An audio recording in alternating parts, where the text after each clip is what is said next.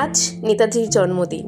তার ঠিক আগেই নেতাজি সুভাষচন্দ্র বসুর ছবি পাওয়া গেল আবর্জনা স্তূপ থেকে, যা থেকে ক্ষোভে ফেটে পড়ল স্থানীয়রা।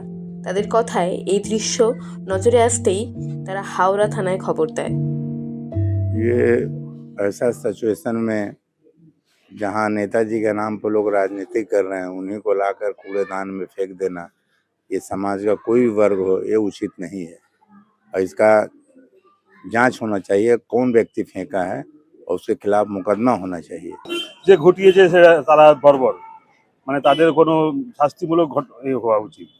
আর এত মানুষ ছিল, নেতাজি সুভাষচন্দ্র বসুর জন্মদিনের ঠিক একদিন আগে এইভাবে মানুষ রাস্তায় ফেলে ফেলে পড়া ছিল, কেউ তুললো না বা কেউ সরিয়ে দিল না, এটা একটা মানে সোজা ভাবনার বিষয়।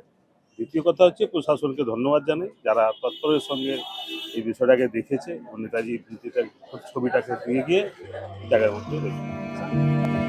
এরপরে থানার কর্তৃপক্ষ এসে ছবিটিকে ওখান থেকে উদ্ধার করে নিয়ে যায়। থানার আইসি সন্দীপ পাখিরা জানিয়েছেন, এই ছবিটিকে সঠিকভাবে যাতে মর্যাদা দেওয়া হয় তারই ব্যবস্থা করবেন তারা।